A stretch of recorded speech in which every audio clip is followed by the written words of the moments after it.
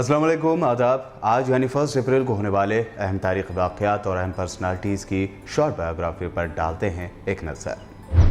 1 अप्रैल सन 1935 को reserve bank of India act 1934 के तहत रिज़र्व बैंक का क़याम अमल में आया। शुरुआत में इसका सेंट्रल ऑफिस कलकत्ता में था, जो सन 1937 में बम्बई मुंतकिल हो गया। पहले ये एक प्राइवेट बैंक था, लेकिन तक़सीम हिंद के बाद 1 जनवरी 1949 यानी 1949 में इसको नेशनलाइज कर दिया गया और बाकायदा इस पर हुकूमत हिंद का मुकम्मल इख्तियार है। पूरे भारत में रिज़र्व बैंक के कुल 22 इलाक़ाई ऑफिस हैं, जिनमें से ज़्यादातर रियासतों के दारुल हुकूमतों में वाक़ है। रिज़र्व बैंक ऑफ इंडिया की तजवीज़ में बैंक के असल कामों में फाइनेंशियल पॉलिसी तैयार करना, इसका निफाज और निगरानी करना, फाइनेंशियल सिस्टम की क़वानीन साज़ी और उनकी निगरानी करना, गैर मुल्की करेंसी का इंतज़ाम करना, करेंसी जारी करना, उसका तबादला करना और काबिल अमल में ना रहने पर उसको डिस्ट्रॉय करना, हुकूमत के बैंकर और बैंकों के बैंकर के तौर पर काम करना, करेंसी के लेन देन पर काबू रखना वगैरह, ये सारे काम इसके शामिल हैं। साल 1983 यानी 1983 में 1 अप्रैल के दिन हज़ारों लोगों ने साउथ इंग्लैंड में बर्कशायर में बन रहे एटमी प्लांट के खिलाफ 22 किलोमीटर से भी लंबी ह्यूमन चेन यानी इंसानी जंजीर बनाई थी। कैंपेन अगेंस्ट न्यूक्लियर डिसआर्मामेंट नामी तंजीम ने इसका इनेकाद किया था।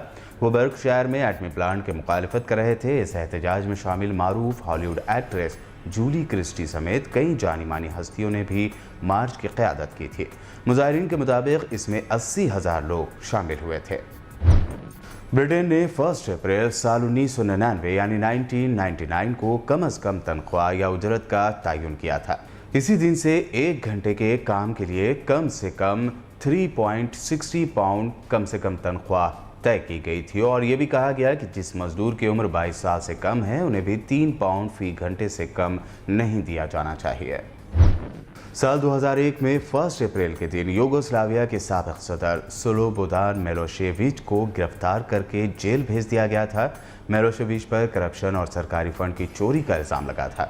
मिलोशेविच ने उससे पहले कहा था कि वो जिंदा जेल नहीं जाएंगे और उनके बारे में कहा गया था कि उनकी दिमागी हालत भी सही नहीं थी।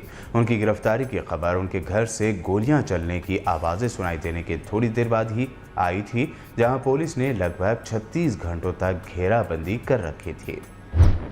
1 अप्रैल साल 2011 के दिन दुनिया भर में कुरान की बेहुरमती के खिलाफ एहतजाजी मुजाहरे जारी थे। ऐसे में अफगानिस्तान के इलाके मज़ार शरीफ में वाक़ अक़वाम मुत्तहिदा यानी यूनाइटेड नेशन के एक इलाक़ाई ऑफिस पर मुजाहरों के दौरान मुजाहिरीन के हमले में आलमी इदारे के कम अज़ कम 12 गैर मुल्की अहलकार हलाक हो गए थे। मुजाहिरीन अमेरिका के एक पादरी की जानिब से कुरान मजीद को नज़रआतिश किए जाने के वाक़े के खिलाफ एहतजाज कर रहे थे।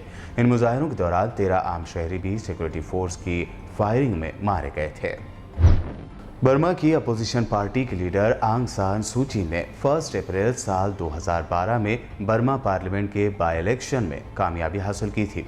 National league for democracy party से जीतने वाली सूची की जीत ने बर्मा में जमहूरी इस्लाहात के लिए रोशनी जगा दी थी।